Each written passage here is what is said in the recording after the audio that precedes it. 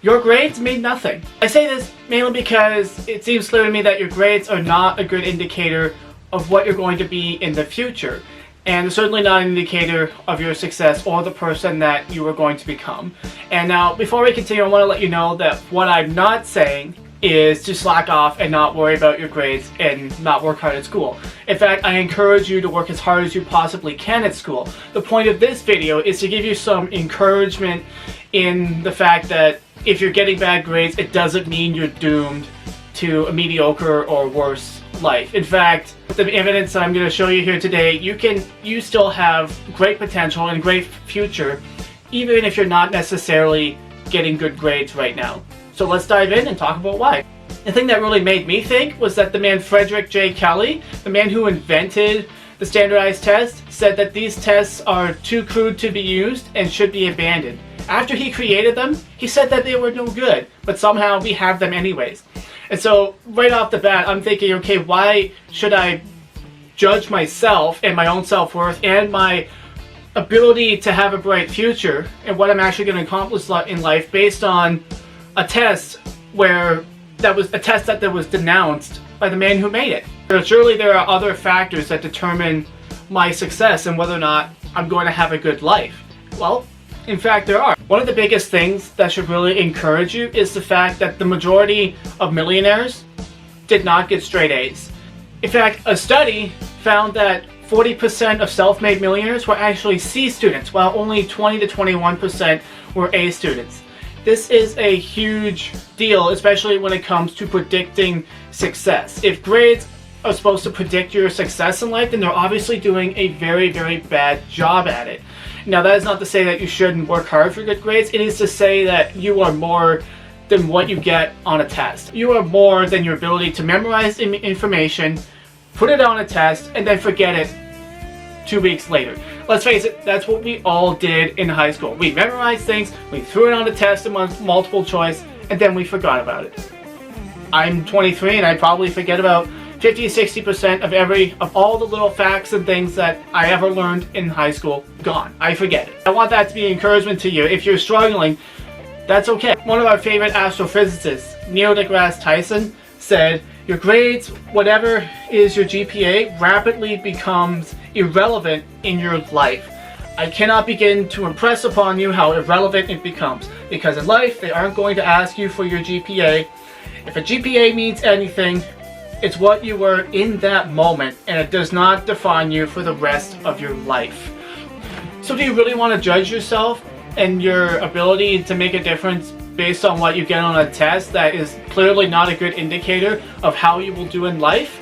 There is so much more to life than just what you get on a test. You need passion, perseverance, emotional intelligence, and most importantly, understanding the value of failure. And the test teaches you to be afraid of failure rather than go forward with it, because that's the greatest teacher.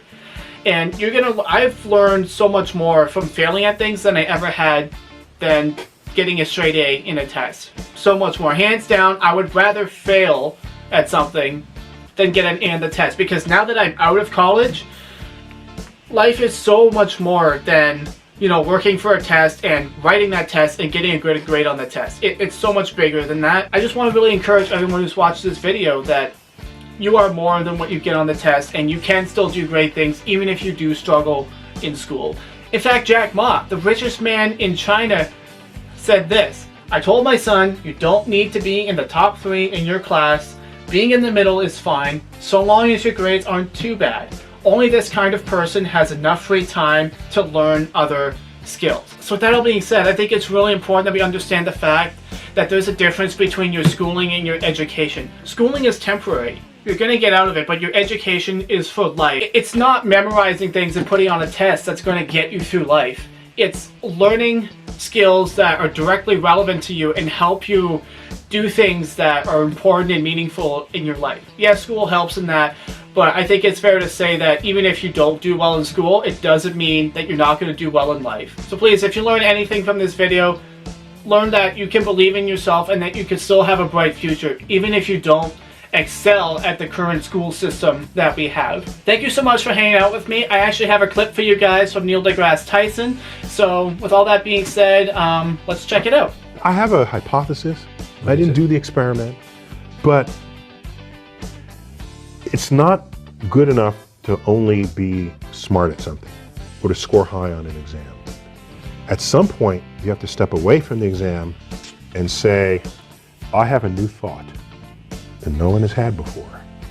And it's not a thought that you told me to regurgitate on this exam that you just wrote, because it's a thought that no one has had before. And how do you get those thoughts? You get those in irreverent cultures. Possibly that has delayed our collapse because it is out of the environment of not regurgitating what someone else has learned in their lifetime that allows you to make a discovery that no one else has made before.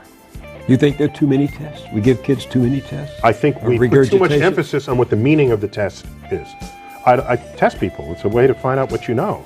But don't then say, if you don't know this, therefore the rest of your life is screwed. No, because go find people who are successful in this world. Find, talk show hosts and comedians and novelists and attorneys, and go get the politicians. Put them in a room and say, how many here got straight A's throughout school? None of them are going to raise their hands. By the way, throw in inventors. Throw in all these people. None of them are going to raise their hand. Okay? So Bill Gates dropped out of college. Michael Dell dropped out of college. Those people are not, the success of those people is not measured by how they performed on the exam that you wrote as professor.